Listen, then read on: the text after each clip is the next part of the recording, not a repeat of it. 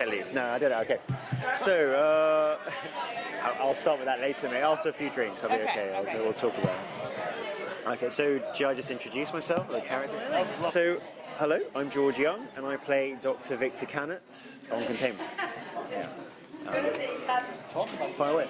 Yeah? Sure, yes. Well, thank you for saying he's a young man, first of all. But secondly, he's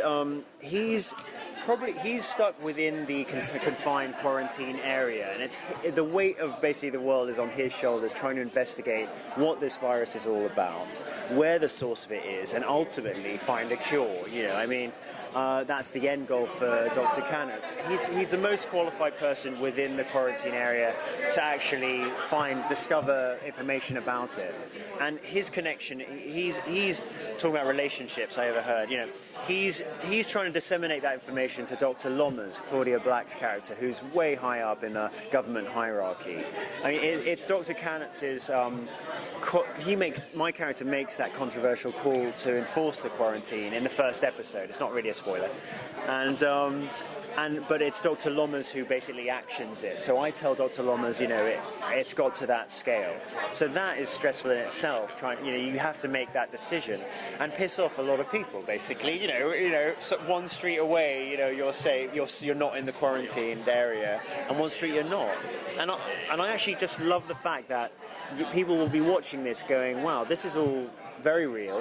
We've had a lot of discussions with the CDC, and it's very real. And it's like, what if I was one street away, you know, in a city, you know, or my neighbours are outside the quarantine, I'm not, and how would I react if you're posed that situation? And so I just like the fact it's all based on science facts rather than science fiction, which I love.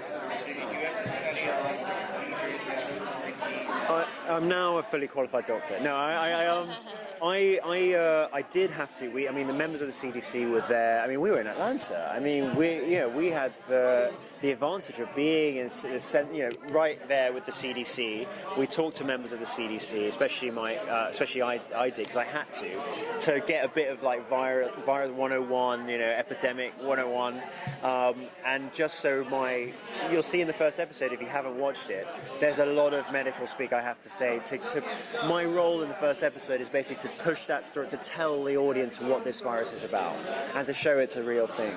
And to do that, we had to do a lot of research. And I've got a bunch of cheat sheets and everything. It's all in my, you know, Dropbox, Google Drive, everything. You know, I got all these like 101 things to learn about. Disease busts out, I'm the man to talk to. I play a doctor on TV. I should know. Yeah, I know what I'm doing.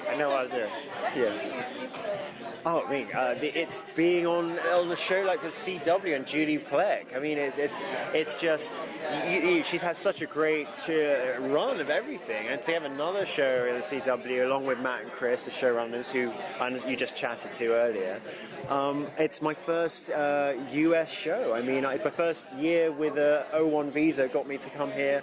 First round of auditioning and just carried on from there. And it was, you know, it's just an exciting ride for me. A lot of my friends are going, "You bastard," you know, it's not that easy. Or just happened to you, you know. Count yourself lucky, and I do, you know. It's so yeah, it's just I'm along for the ride for the 20 seasons that's going to go on for. Yeah, you heard it here first. 20 seasons. Does your character have a family? He does have a family, but it's whether. What is exciting is in the first episode there's a lot of seeds planted as to what can potentially happen and what connections are there. We have a sort of gist as to what's going to be happening throughout the series, but we always badger Julie and Matt and Chris as to give us some further scripts, so we can read what's happening. Because it's a virus. No one's safe in something like this. You know, you're not going to be Walking Dead. You're going to be dead if you get this virus, and so it's a scary thing, but it also keeps people on the edge of their seats, including the cast. And I think, you know, a question of whether we're going to see what sort of connections are developed, it remains to be seen throughout the whole season. what sets this show apart from other ones that deal with contagious disease? Well, I mean, for us, I think the main thing is that it's based on science fact rather than science fiction, and we have had a lot of chat with the CDC, especially Julie and everyone, but myself as well, just to make sure it is real and it's something that can happen, and not just the virus itself. We could be just one mutation away from a virus being this deadly. It's also the way news disseminates a story and things going viral. There's a reason why we have that terminology, and we look at both. There's a parallel for both. I mean, and I think it's great that we get to show this to an audience and ask them those questions as to what would you do in this very real potential apocalyptic situation, where this is probably the most likely sort of situation that can happen, because it has that. We read news about it. I mean, Ebola, and back before then, West Nile virus, so long before that. But something in the US or beyond, it can actually happen. Maybe on the 20th season, zombies and vampires. We'll see. But I don't know. But we'll see. But it's something that's very real. So, and that's what's exciting about it. Yeah. Okay. You can sneak in anything else if you want just before. Yeah, quick. Just why do you think is there an underlying fear in people? Is that why we're getting so many shows? And I know the other ones are more science fiction. Yeah. Things like The Last Ship, Helix, these different shows are really dealing. And great shows, all great shows. Yeah. Well, so is there something an underlying fear? Fear, definitely. All of a sudden, there's all these shows dealing with this. Yeah, maybe it's something within our just collective conscious. We want to be prepared mentally for this and to watch something and just to learn more about things that can happen.